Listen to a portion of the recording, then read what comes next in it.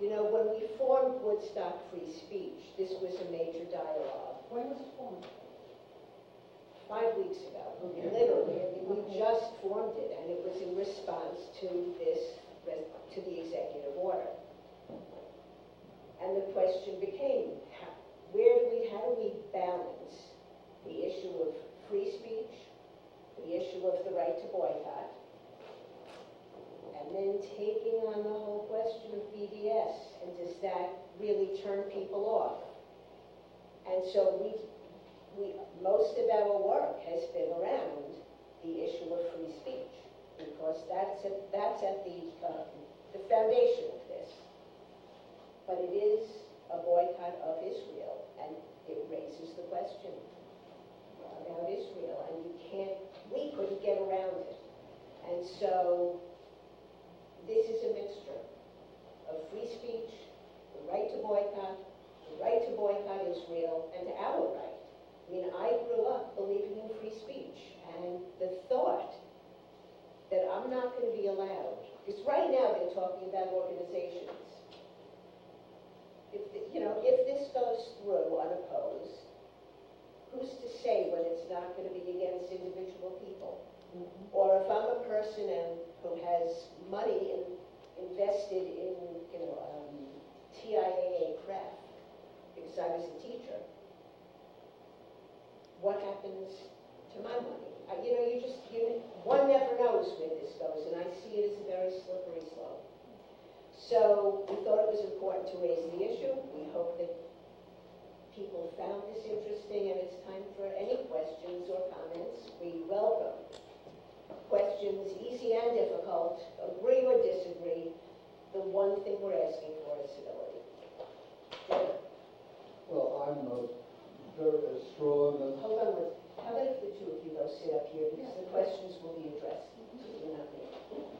I don't know if this is a question or a comment. That's fine. I'm as strong a supporter of BDS as I can be. And the issue of free speech is separate, totally separate from the issue of support or not of BDS. And I pointed out the other day that the Nazi march in Illinois was... Can people hear Jay? Yes. Yeah. That was supported by the ACLU that went to the Supreme Court to give the Nazis the right to march and to display the swastika. And that's the most powerful example I can think of the separation of, if we're going to support free speech, doesn't matter. It'd be great, in my opinion, to support BDS at the same time, but it's a separate issue. Thank you. Reggie? Well, I also want to thank Alan and Donna. I know it's remarkably clear how you presented the legal case, which is hard to do, I think, especially for a professor. It was really great. We all deal with our disabilities. And the same to you, Donna. It was remarkably crystal clear in your presentation. Really wonderful. But I just have a practical question. Do either of you know, and I actually tried to find this out and haven't gotten a clear answer from Levine, is there a lawsuit happening on this issue? Do you know? I wrote to everybody involved this week to find out exactly the answer to that question. There's no lawsuit yet that has been put together.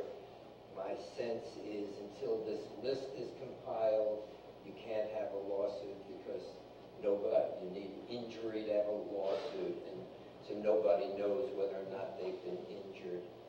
And then to find somebody on that list who wants to bring a lawsuit, because it's not enough for sympathetic groups to say we want to bring a lawsuit. You need a plaintiff, you need a client, and it's not clear if anybody on that list is going to want to be it. But the short answer now is everybody's thinking about it, waiting to do it, but none yet is in process. Martin? tonight is very interesting. But the forum is happening because we're asking the Woodstock Town Board to pass a resolution. And generally, the town board in Woodstock is reluctant to pass resolutions on issues that don't specifically pertain to the town's business. So what makes, in your eyes, what makes this relevant enough to the town board that they could consider this something other than town business? Forgive me for standing, so I at least make eye contact. I mean, obviously, in principle, if people's constitutional rights are being violated in the town of Woodstock, that's of serious concern to people of the town of Woodstock. Obviously, the ordinary things that the town does, providing services, that's the stuff of town governance typically. But I believe this, as I said in my remarks, I think this is an important issue. I think the governor, somebody ought to be on record. And what the governor did here is really largely symbolic. I mean, he did it obviously because the people who fund his campaigns have a strong interest in this issue, and those people are, for the most part, strong defenders of Israel, as are the people who fund the national campaigns as well. And so he did this for blatant political reasons. Mm-hmm. But in doing so, he really said something about the power of his power and the power of government in general to penalize what he considers to be offensive speech. And that, I think, it's terribly important for the town of Woodstock to say, not in our backyard. It may be symbolic too, because if one of these companies happened to be in the town of Woodstock, the resolution would not override state law, and his resolution is state law. The likelihood that one of these entities is in Woodstock is probably slim, but that's beside the point. It's really all symbolic. You're engaged in a symbolic war with him, and I think it's terribly important to stand up on the principle of we have a right to participate in whatever constitutionally protected collective activity we want to. And I think, by the way, that that's a principle that can be sold to other localities as well. And I think it would send a very strong message if Woodstock and then eventually other localities took that step. Jane? I just want to answer this same question, because I think it would be great for the group doing this to look into the churches here, to see if their churches were getting state money to run soup kitchens, daycare centers, education programs, and if they belong to the larger church movements that have already come out, for BDS, and they are at risk. Their soup kitchen probably won't be funded. They say institutions, and the church is an institution. So if their church gets on that list, they're at risk for losing their money. So I would, check in the community in all kinds of corners to see. Don't wake people up. Ayla? Well, on the face of it, it seems illegal what the governor of Cuomo did. And so that it just makes no sense that he would not have consulted legal opinion before he did this as a symbolic gesture. And I would think that the sooner that this could be opposed or a civil suit or a suit brought against it, the better, because it's poisonous this way. Yeah, as I said, a suit's not going to happen until that list is compiled. Yeah. And you have to bring a suit on behalf of a party that suffered injury, that is presumably somebody, some entity on this list. Will that entity be willing to engage in that lawsuit? Who knows? But it's not enough that all of us think it's unconstitutional. The rules of the game are that you bring lawsuits only if you are personally injured. But one thing you can do in the meantime is say on behalf of the people of the town of Woodstock, this is not only offensive, but it flagrant violation of our rights under the First Amendment.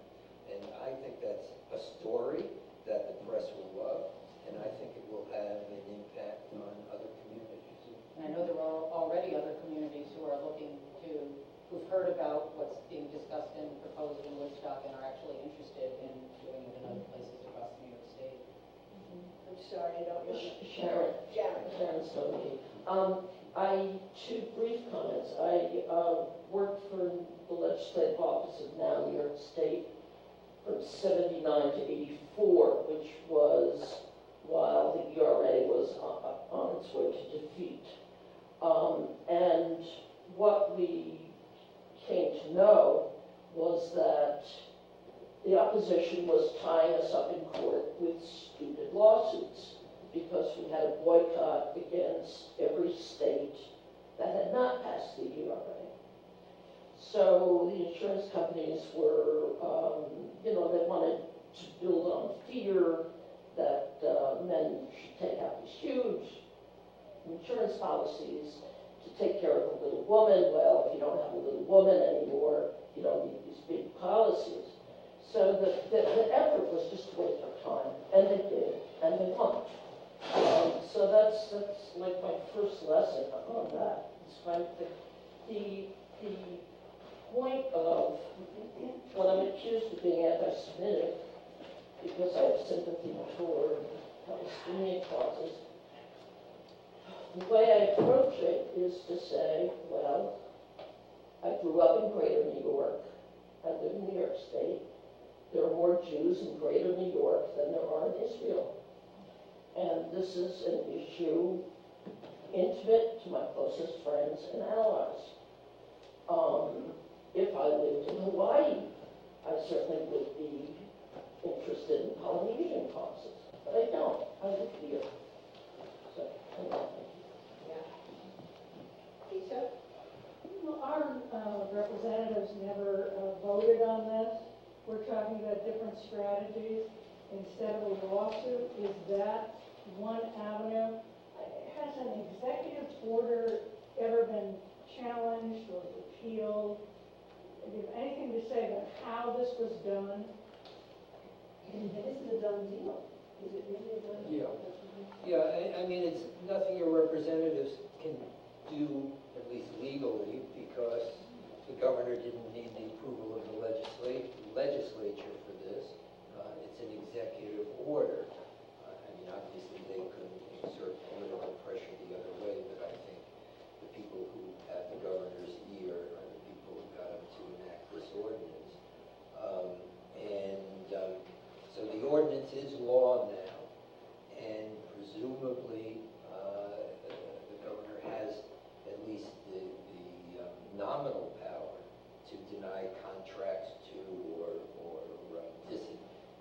divest from companies on this list. Whether it's constitutional or not, in my opinion, it is not, would have to be decided by a court. No, I don't think I announced this appropriately. Has there been any pushback from the legislature? I mean, why does one choose to do this through an executive order? I think I'm with Ayla. I think that's sort of almost like an emperor or something. It seems very undemocratic. Is there any avenue to combat it that way? Well, I think he did it because the legislature had these bills and hadn't acted on them for the better part of a year. Well, that's democracy, isn't it? Well, I mean, he's elected by the people of the state of New York too, and he has the power to promulgate executive orders. He doesn't, of course, have the power to promulgate executive orders that violate the Constitution. But I think it's all, it's a political act. It doesn't have very much practical significance. I don't think it's going to be a big list that this agency comes up with, and I don't know if there'll be any divestment. But he can be able to show his supporters. I did this. I stood up for Israel. I said publicly, if you boycott Israel, the state of New York will boycott you. That gets him money and votes. But the other thing about the legislature is that there's been such, opposition to what they've been trying to push through in the state, which because so many groups have come together, not just groups that have been supportive of boycott, but lots of civil liberties groups that are just support the right to boycott. So that pressure, many of them, some people in the room have been engaged with that, has been nonstop, ongoing, and so it seems like this was just a way to not even have to engage with the community. I don't, sorry, I don't know.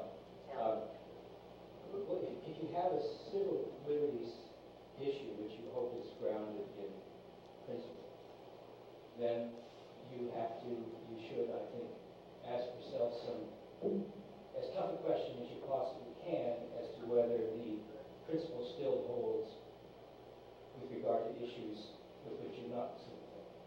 So, as Jay said, if you believe in free speech, then, and the question is posed, does that mean may Nazis march? Then your answer would be yes, I believe in free speech. That means Nazis can march if they wish. So, two questions which I think are tough ones with regard to this issue, meaning that I'm having difficulty answering them myself. I'd like your comments on one. Hypothetically, if, say, in the 1930s, the governor were to have issued a similar order saying any company that does business with Nazi Germany, we're not going to do business with them, would that pass under your principle? And two,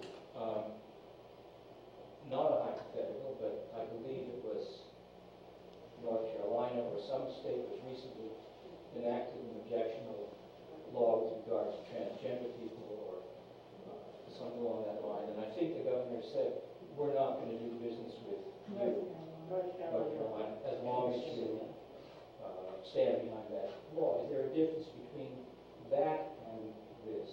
And if so, what is that? In other words, how do we align this principle with the Nazi Germany hypothetical and the North Carolina situation?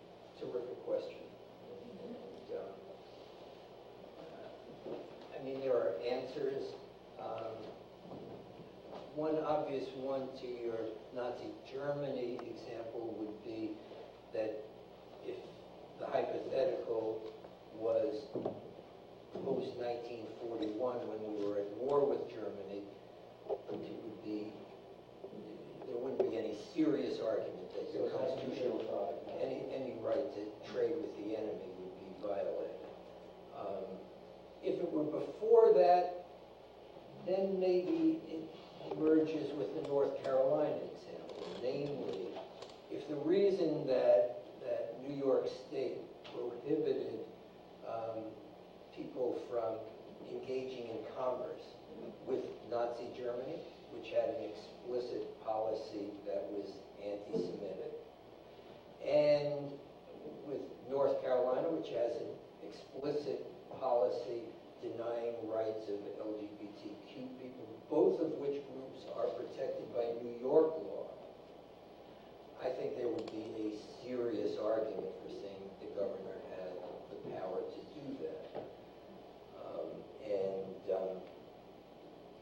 Could somebody be either prosecuted for advocating boycotts? Well, your assumption is these are boycotts that are consistent with New York law protecting the affected groups. I think that would be one serious answer. Does that satisfy you, or have you still mumbling? And I don't mean to diminish. I mean, you've asked a serious question. I'm not sure I understand the answer. Okay.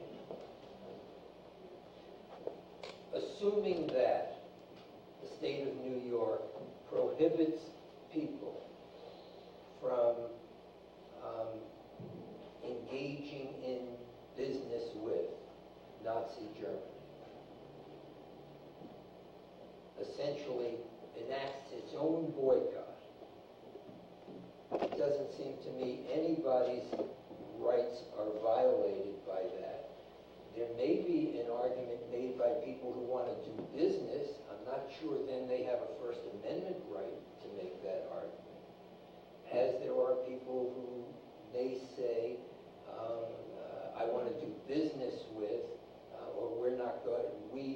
York State is not going to do business with entities that do business with North Carolina. I guess I'm saying, could an argument be made that New York State has the right to make political decisions of its own? And if politically it wishes to stand up against Nazi Germany in 1936, could it do so with this means? Does it have the political right to stand up to North Carolina and say, we don't like politically what you're doing there, and we're not going to do business with you? I think presumably yes, and I'm not, as I think more about the answer, I'm not sure I give you exactly the right answer. I think the whole BDS issue, contrary to what, or on the other side of what the state has done here, is a First Amendment argument. The state purports to punish people who have engaged in collective speech, boycott activity. Your hypothetical, I don't think, raises that constitutional issue. Or am I missing something? I think you're in a little trouble in the way it's passed. I mean, it seems to me that to do business with Nazi Germany is maybe not different than withholding business from Israel. So I don't think that distinction is much. I think the first answer you gave, which Alan, I'm afraid this is starting to get very long. I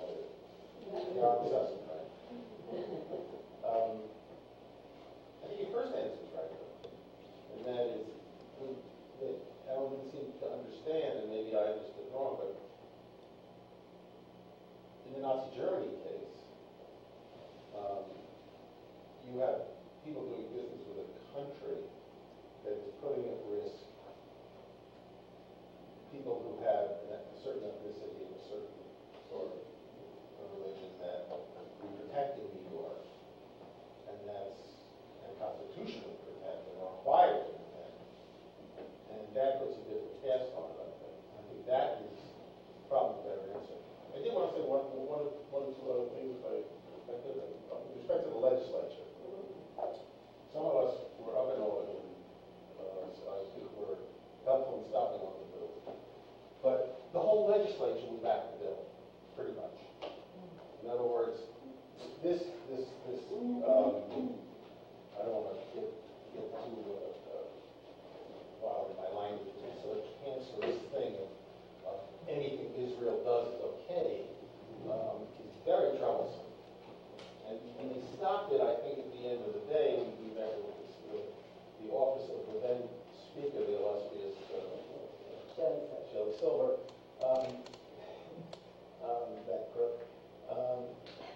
And I think we sort of persuaded him and a couple of the people up there that they were all going to look terrible because we had documents from Civil Liberties Union, from New York Civil Liberties Union, from other organizations, all kinds of reputable, smart, constitutional organizations said, you can't do this with the legislature. The legislature held back. But otherwise, the endorsers were the majority of the legislature. In other words, there is such fear.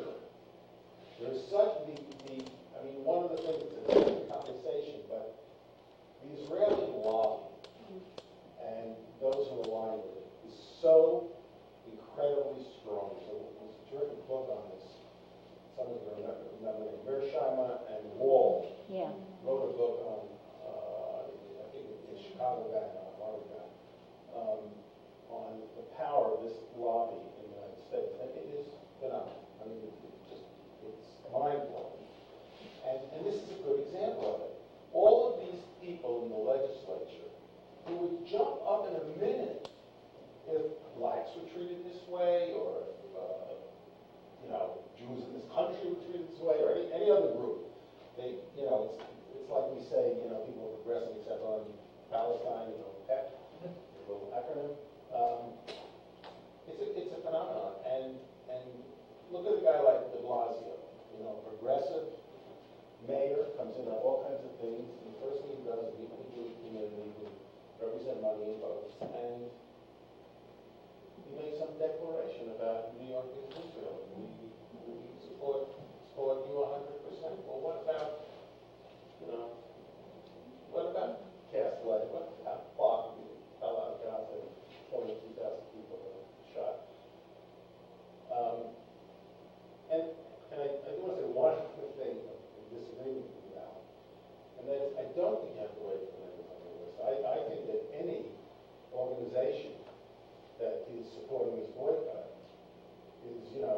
the house with the bulldozer heading toward it, you would have standing to see the judge leave. I don't think they would wait for a list or have their money taken away if they're already in that situation. I mean, understand, I mean, I won't bore people with standing issues, so we can talk about it afterwards. But you gotta have some kind of harm. I understand threatened harm, but Yes, it's not, it doesn't apply to all organizations doing business with the state. Only organizations in whom the state has invested funds. So it's not church groups. It's I know church groups that get funds. Huh? It's church groups that get funds and will boycott. No, but the state hasn't invested funds in any church. This is a divestment resolution. Well, I think that's another interesting Okay. technical question. What that means. Red, I had a more then general James, and then Martin. question. I mean, my generation just really sort of missed the McCarthy era. And, you know, lots of us, and myself included, spent a long time trying to understand how McCarthy could have done this and ruined so many people's lives, wrecked businesses, and he was just a liar. He didn't have 78 people on the list. He was waiting in Congress. You know, how does a person like that, or a few people, you know, Cohen, of course Nixon was one of the lawyers as well, but how did they grab and take America's freedom so easily? And the Congress let them do it. Eisenhower let them do it for a while. And I think back, and I think it was something to do with the Cold War, that it was a way to squash dissent in America, and my God, it did it. I mean, our own Pete Seeger was you know, thrown out of work.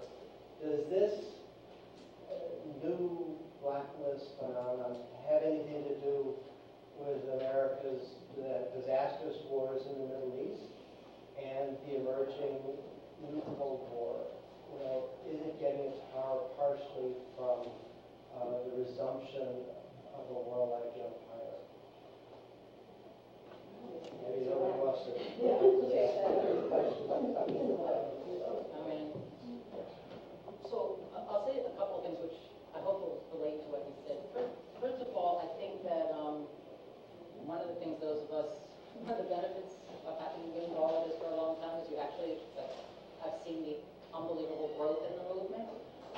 Take, for example, Jewish Voice for Peace. It started in a living room a number of years ago. Everybody could fit in one living room, and there's now over a couple 100,000 supporters across the country. And it's growing daily. And so as the movement is growing, and it really is, it's not an exaggeration, the amount of resources being put into repression is also growing. And there's a lot more money because it's the Israeli government, it's mainstream and right-wing American Jewish organizations, it's other organizations that are from the Christian right. I mean, there's so many, you know, different kind of organizations that have come together. If you really look at the list, who's challenging it, but it's happening, I believe, because there's so much movement. I mean, one of the reasons that, you know, one of the things about BDS is I don't think anyone really, it was an ethical call, but I don't think anyone imagined it to be this successful this many years later. When you think about, I mean, the list, I was just looking yesterday as I was preparing for this, at the list of BDS successes. It's enormous, and it's all over the world. And so that's one thing I think is just very true. The other thing is I do think, you know, and I know we don't have time for this now, but there's like a real connection to Islamophobia in this country, to what's happening in Palestine, to the supposed war on, you know, the war on terror. I mean, that's one of my areas that I've been very, very interested in and doing a lot of work on, and you just keep uncovering and uncovering, and a lot of the funders are the very same people. A lot of the funders who are supporting the settlement in Israel are the same people forming the Islamophobia, what we call the Islamophobic network in this country. So it's very linked, and so I think, you know, we should be looking at it all closely, because if we're going to be thoughtful and responsible in our organizing, we have to really understand what's happening so that we can go out there, and I think, you know, there's no shortcuts. I mean, to knowing our stuff, to really understanding where these links exist and why and how we can then address it. So I don't know if that answers your question.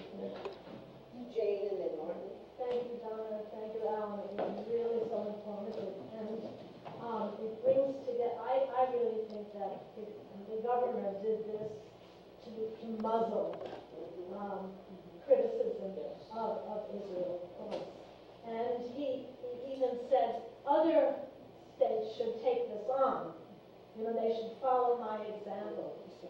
Yeah. Yes, he added that. And so I think it is imperative that we act now to challenge his action, because it wasn't, it's not only not constitutional, but it is against what BDS stands for.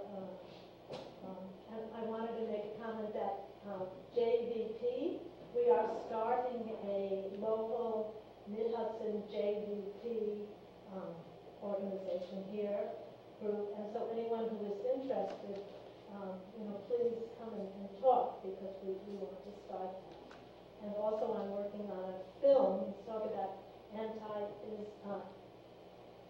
international Islamophobia, and I'd like to talk with you about that too. So a question and then an observation. The question is, and this is a personal level, I've never quite been able to figure out what the BDS movement is in regards to.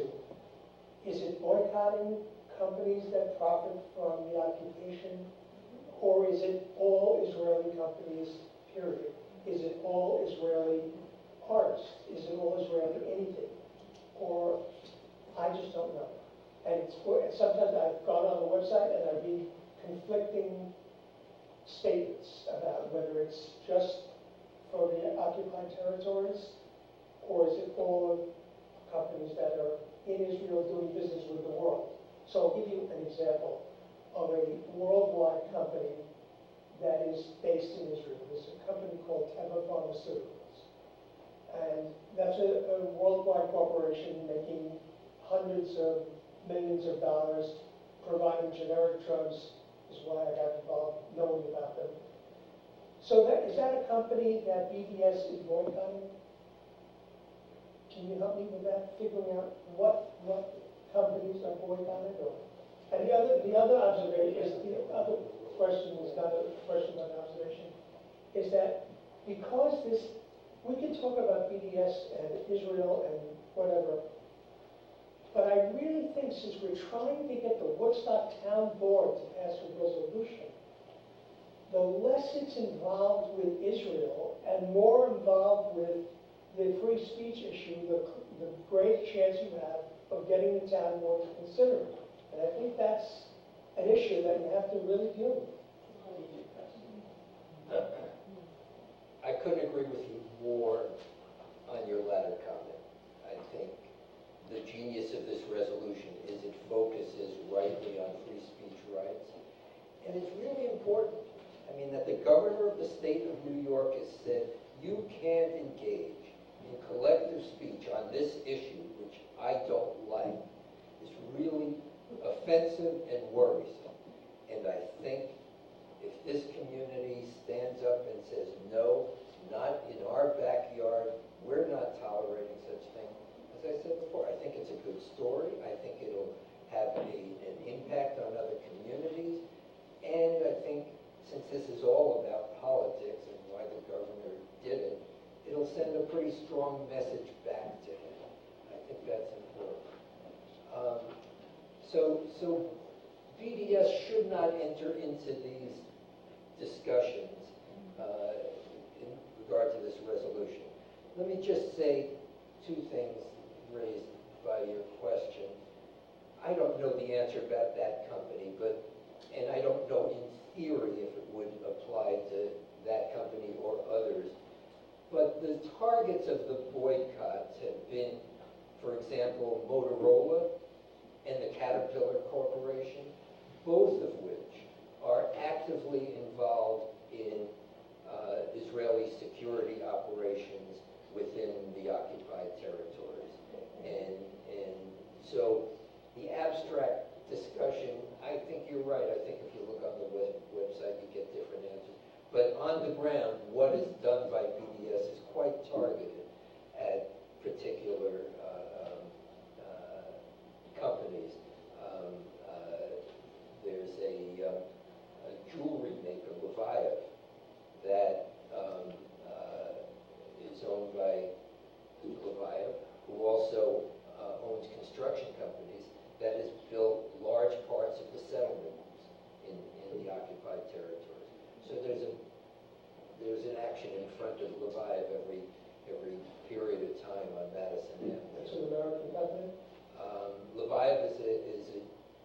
jewelry store, but Levine himself is very active, a very active funder, supporter of the occupation, and in his other life is involved with a construction company that does work in the But those are all United States companies rather than Israeli companies. That's right, though, and I'm not sure any example comes to mind, but if there were, well, SodaStream, is now trying to improve its reputation, but for a long time, the center of its operations was in the territory. So that's an Israeli company. The one other thing is about artists, and are all Israeli artists being boycotted? No. The movement talks about artists who, one, it talks about institutions. So, for example, there's an academic boycott, but not a boycott directed at individual academics, but rather institutions in which there is evidence of their collaboration with the State of Israel in policies that are targeted by BDS. And the same thing with artists. What Israel has tried to do to whitewash or greenwash its, greenwash is the wrong word, whitewash its reputation. What's the term of their campaign? Rebranding campaign. They are sponsoring artistic tours, and they're paid for by the government. So these aren't individual artists. These are government-funded artistic tours that are, and the propaganda in Israel is very clear. They're doing it to rebrand Israel, to clean up its reputation. We're supporters of the arts. They try and be gay-friendly, and so they advertise their tolerance of gays. So to the extent that any artists fall victim to BDS, it's not because they are individual Israeli artists, but rather are acting on behalf of a propaganda machine that is trying to cover up its injustices. Person next to Nick. Thanks for the presentation. It's helpful. I'm kind of that pastor of the church on the green, so I'm interested in practical question, I guess. Could you say more about the difference between divestment and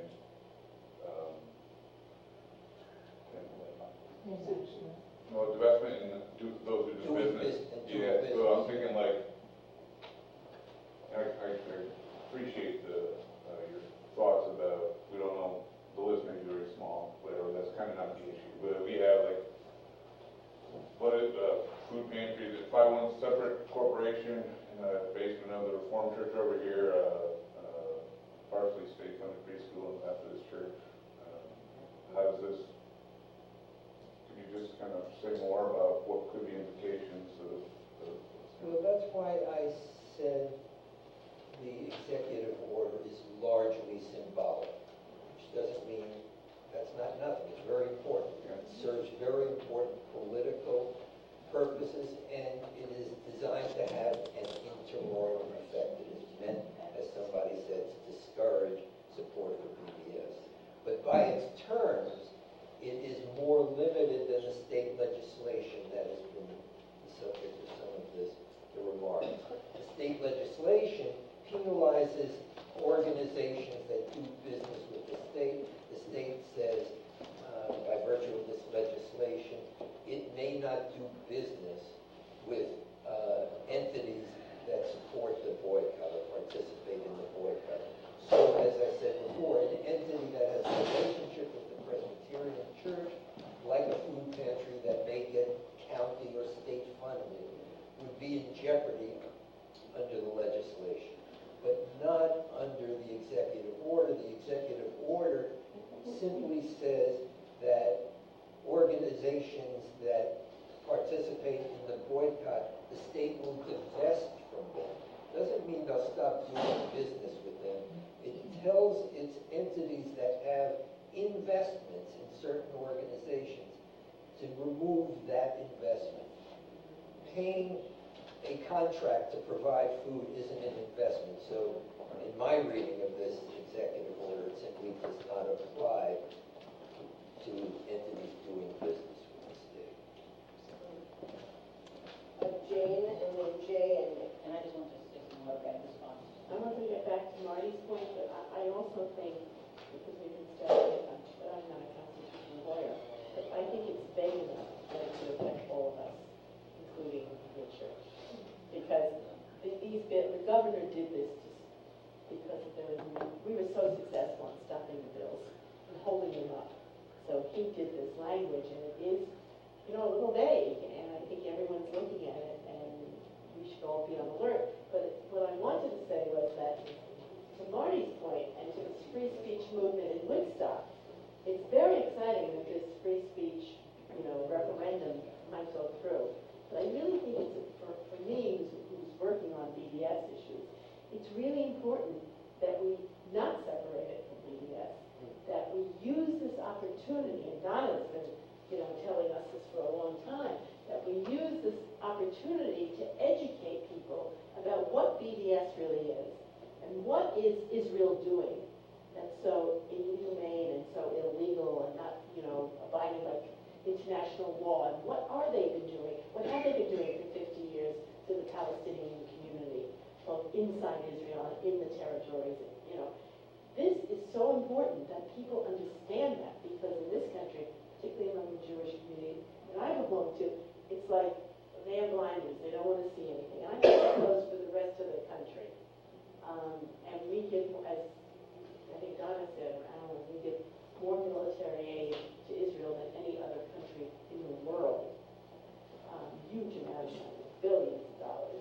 So I think it's an opportunity to speak about free speech, but also to speak about why is it around Israel that this is happening, and what is happening in Israel. Maybe if I can address this, I actually wanted to address your question and then a little bit about what Jane was saying. So I think there are a couple things. I believe that those of us who are part of groups that support BDS should take an opportunity during this time to share why we feel we support BDS. I also think there's the Right to Boycott Coalition that has people from lots of different backgrounds, including people who don't support BDS but support the right to BDS. I think there's a time and a place for all of those right now, and I think we have to be very clear. If we're part of a coalition where not all the members support the right to support boycott, but they support the right to boycott, to not speak in that coalition's name in any way except about the right to boycott. I think that's very important, and I think that's very important for really to maintain those relationships that are, that people know that if they're going to be part of this coalition, no one's going to be speaking about boycott. I think how you all, I read the resolution, that they won't speak about BDS in that coalition, but that those of us who are part of organizations like Jews Say No or JVP or other groups that support BDS should also at the same time be able, in our context, speak about why we support BDS. Now, to get to the Woodstock resolution, and I read the resolution, I think it's very carefully and thoughtfully crafted. I saw it as a right to boycott resolution, which I think is very important. But in speaking tonight, one of the things that's important is to understand if people aren't going to support the right to boycott if they think BDS is anti-Semitic, or if they think it unfairly singles Israel out. And so I think it's important to be able to have those conversations so that people who are, and we didn't know who would be in the room tonight, but if people are thinking about and exploring, wait, do I support the right to boycott? I consider it part of my responsibility to say, look, I want you to be able to engage with this, and I want to tell you why I not only don't think it's anti-Semitic, but whether you agree with boycotting or not, why it's a very fair and, constitutionally protected tactic, which of course Alan talked about. I also want to say for myself personally, I wouldn't support any activity that I thought was targeting Jewish people, that I thought was in any way anti-right. I'm saying, so I feel it's important. So I think that the right to boycott is very important at this resolution, but then in community education, to be able to talk to people who want to address some of those questions about why, even if you don't want to support the boycott. Look, many of us, it took us some time to really explore what it was to say that we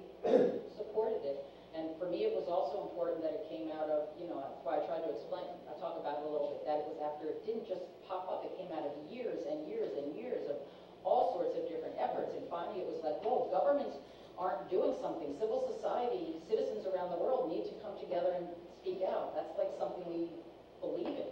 The civil rights movement, so many movements, have done that. So that to me is something why I think that piece of it can also be useful, but to still keep the focus as your resolution is focused on. Does that make sense? Disappointing that none of the other boards of chair were here. What? I said it's disappointing that none of the other board members other than Jay are here to listen to it. Well, we have Fanny who's doing a video of this, and we're going to make a copy for everybody. Nick and then Jay. So I wanted to speak to 2 points that Martin raised. One is that BDS is a worldwide movement.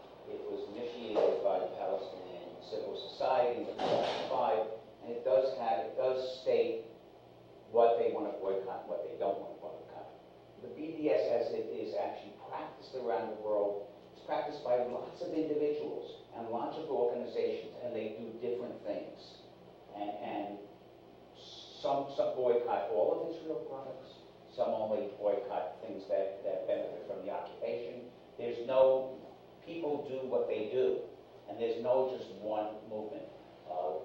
There are organizations that you can ask that represent BDS, and you can say, is that boycottable or not? And they will tell you according to what BDS is, whether it is or not. However, people boycott all kinds of things for all different reasons. So that's just number one. Number two, Jay said something to me the other day, and I'm wondering if you could speak to it, Alan, a little bit, which is that in the oath of office of the town board members, they say that they are sworn to uphold the Constitution. So is it the obligation then of board members of the town, when there's an unconstitutional order, executive order, to actually stand up and say something about that? I think it's the obligation of the citizenry and its officials to say such things. It doesn't matter whether or not it will have a direct impact on the law. The law, even if you pass this resolution, if there were an entity here in the town of Woodstock that was affected by the ordinance, the governor's executive order would prevail over the town's resolution. But as I've said too many times already, the resolution really sends a powerful message, and it may well be that the executive order is subject to legal challenge either now, as Richard's suggesting, or maybe later. But don't wait for a lawsuit. Lawsuits tend to suck up all the air, and they tend to mute political activity. And what's really needed now is political activity. And I think this resolution is genius.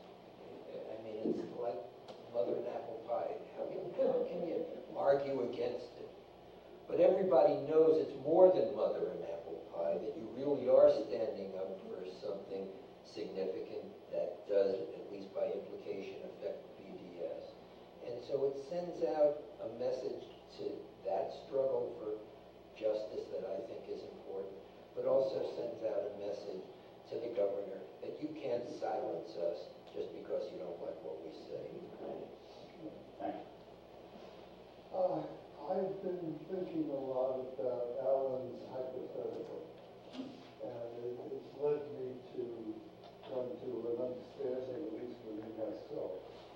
I should say first, I fought the Germans in World War II, and I told Alan, I would oppose the idea of New York State putting a boycott on Nazi Germany in 1936. And where that leads me is that I expect and work for and pray for, as an atheist, smarter government. Imposing a boycott in 1936 would be, I think, not useful as opposed to a full court press education. At that time, the private views in Europe were not paid much attention to. When that ship, I've forgotten the name of it, arrived in New York with the refugees from Germany, they weren't allowed to disembark. What was needed then and what's needed now is smarter government. Government that cares about the people enough to engage the people rather than issuing executive orders. And so I'm an anarchist on the town board, and I guess that's what we need to work for, is smarter government. I'm sorry, that took us someplace else. No, it's nice to hear. Yeah. It's almost 8:55, so what we would like to do is pass around the petition. If you haven't signed it and you want to, please do. Is there anything else to? Some of us signed it online. Yeah, Right. it's online. They don't Then resign. do it. Yeah. Is there anybody who has not signed who would like to? Let's do it that way. Do you live in Woodstock? Yes.